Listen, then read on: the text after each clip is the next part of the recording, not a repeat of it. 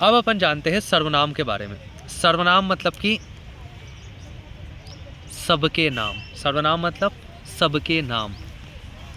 राम ने राम के मन में सोचा कि राम कल अवश्य राम के दोस्त के घर राम की गाड़ी से जाएगा। यहाँ पर हमने हर जगह संज्ञा की जगह संज्ञा का ही इस्तेमाल किया, जिससे भाषा के संप्रेषण में बाधा उत्पन्न हुई। अगर हम सर्वनाम के साथ इसी वाक्य को बोलेंगे तो राम ने उसके मन में सोचा कि वह कल अवश्य उसके दोस्त के घर उसकी गाड़ी से जाएगा, तो यहाँ पर उसके, वह, उसके, उसकी, ये सब क्या है? सर्वनाम है, जो कि भाषा को आसान और संप्रेषण में मदद करते हैं। संज्ञा के स्थान पर जिन भी शब्दों का प्रयोग होता है उन्हें हम सर्वनाम कहते हैं। इनकी संख्या 11 है, लेकिन भेद 6 है, याद रखना। भेद 6 है, संख्या 11 है। भेद 6 है, संख्या 11 है। भेद कौन कौन से हैं? पुरुषवाचक है, निश्चयवाचक है, अनिश्चितवाचक है, संबंधवाचक है, प्रश्नवाचक है, निजवाचक है। पुरुषवाचक है, निश्चयवाचक है, अनिश्चितवाचक है, अनिश्चयवाचक है मतलब कि संबंधवाचक है, प्रश्नवाचक है और निजवाचक है। पुरुषवाचक यानी कि जो सर्वनाम कहने वाले या सुनने वाले या जिसके विषय में कहा जाए उनका बोध कराए। ये पुनः 3 प्रकार के होते हैं। खास बात क्या है? डेफिनेशन आई समझ में? नहीं आई? देखो, जो सर्वनाम कहने वाले, सुनने वाले या जिसके बारे में कहा जाए उसके बारे में बोध कराए, उसे हम क्या कहते हैं? पुरुषवाचक। यानी यहाँ 3 लोग हो गए, एक तो बोलने वाला, एक सुनने वाला और एक जिसके बारे में बात चल रही है। और ख़ास बात क्या है कि ये जीवित व्यक्ति यानी कि महिला पुरुष के बारे में ही बात होती है। यहाँ पर किसी जानवर के बारे में हम पुरुषवाचक सर्वनाम का प्रयोग नहीं करते। उत्तम पुरुष, मध्यम पुरुष और अन्य पुरुष 3 भाग में इसे बांटा गया है। उत्तम पुरुष यानी कि जब वक्ता बोलता है तो वो अपने खुद के लिए जिन शब्दों का इस्तेमाल करता है उस सर्वनाम को हम उत्तम पुरुष सर्वनाम कहते हैं। जैसे कि मैं, मेरा, हम, हमारा, मुझे, ये सब क्या है? उत्तम पुरुष। मध्यम पुरुष जो वक्ता होता है श्रोता के लिए जिनका प्रयोग करता है उन्हें हम बोलते हैं मध्यम पुरुष। जैसे कि तू, तुम, तुझे, तुम्हें, तुम्हारा, आप क्या है? एक आदर सूचक के रूप में प्रयोग करता है। वहीं अन्य पुरुष यानी कि जिसके बारे में बात हो रही है उसके लिए जिन शब्दों का प्रयोग करता है वक्ता, उसे हम बोलते हैं अन्य पुरुष। जैसे कि वह, वे, यह, ये, उनका, उन्हें, आप यानी जब जीवनी लिखते हैं तो अपन आप बोलते हैं। तो ये केवल व्यक्तियों के लिए होता है, ना कि जानवर या वस्तुओं के लिए। पुरुषवाचक सर्वनाम। निश्चयवाचक सर्वनाम क्या है?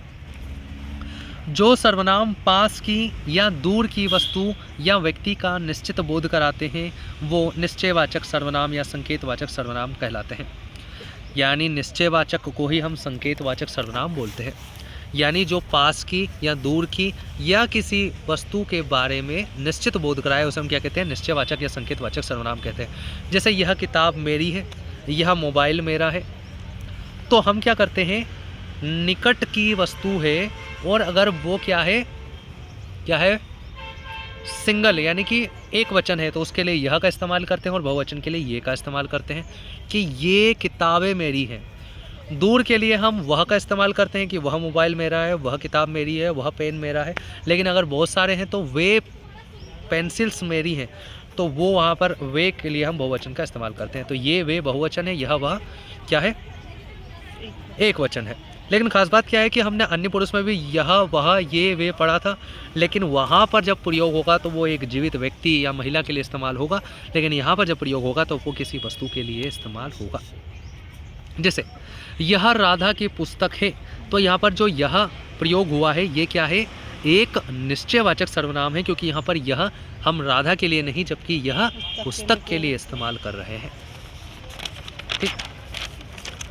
वह मनुष्य नहीं देवता है, तो यहाँ पर जब वह इस्तेमाल कर रहे हैं तो यह एक निश्चयवाचक है, क्योंकि वह मनुष्य नहीं देवता है। यहाँ भले अपन मानव के रूप में प्रयोग कर रहे हैं, लेकिन वो हम संकेत दे रहे हैं, इसलिए यह संकेतवाचक होगा। यदि यह, ये, वह, वे के तुरंत बाद अगर संज्ञा आ जाए तो यह निश्चयवाचक ही होगा। जैसे वह के बाद मनुष्य आ गया, मनुष्य क्या है? एक संज्ञा है। तो अगर यह, ये, वह, वे के बाद अगर संज्ञा आ जाए तो वह निश्चित ही निश्चयवाचक सर्वनाम या संख्यावाचक सर्वनाम होगा। और ऐसा ही हमने अभी डेफिनेशन में देखा था सार्वनामिक विशेषण में, कि सार्वनामिक विशेषण क्या होता है कि सर्वनाम के बाद संज्ञा आ जाए तो वो सार्वनामिक विशेषण होता है। चलो, यह प्लस वह का प्रयोग कभी कभी उपवाक्य के दोहराव से बचने के लिए भी हम करते हैं, ठीक है ना। अब अगला प्रयोग है जो हमारा सर्वनाम है वो है अनिश्चयवाचक सर्वनाम, यानी जिससे किसी निश्चित प्राणी या वस्तु का बोध हो, जिससे किसी निश्चित प्राणी या वस्तु का बोध हो ना हो, उससे हम क्या कहते हैं अनिश्चय, यानी निश्चित नहीं है। जैसे कोई, किसी, कहीं, कुछ। जैसे कोई लाइब्रेरी में बैठा है, तुम बाहर जाओ तो कुछ खा लेना, तो कुछ, कोई क्या है यहाँ पर निश्चित नहीं है, लेकिन किसकी जगह इस्तेमाल कर रहे हैं, संज्ञा की जगह, इसलिए सर्वनाम तो है। संबंधवाचक, जो वाक्य में प्रयुक्त सर्वनाम शब्द किसी अन्य उपवाक्य में प्रयुक्त संज्ञा या सर्वनाम के संबंध बताते हो, उन्हें हम संबंधवाचक सर्वनाम कहते हैं। जैसे कि जे, जो, सो, जैसा, वैसा, जिसने, उसने, जिसको, वह, जहाँ, तहाँ। जैसे कि जैसी करनी वैसी भरनी, तो जैसी करनी वैसी भरनी, जो करेगा सो भरेगा, ये सब क्या है संबंधवाचक सर्वनाम। और अगला क्या है 5वां प्रश्नवाचक सर्वनाम। तो कौन, किन्हें, किसके, किसको, इन शब्द का प्रयोग अगर हम कर रहे हैं तो वो बोलेंगे प्रश्नवाचक सर्वनाम। और छठा होता है निजवाचक सर्वनाम। इसका प्रयोग वक्ता या लेखक स्वयं के लिए करता है, जैसे कि आप, अपने, स्वयं, आप ही, स्वतः और स्वः, ये क्या है निजवाचक सर्वनाम। इन सब की जगह हम रिप्लेस कर सकते हैं खुद को। वह आप ही घर चला गया, इसमें कौन सा सर्वनाम है, तो निजवाचक सर्वनाम है।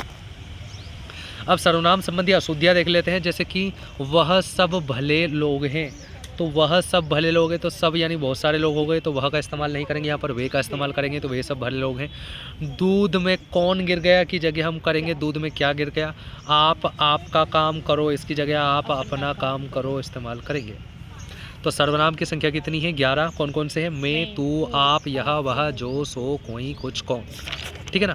तो यहाँ पर हमारे क्या समाप्त होते हैं सर्वनाम।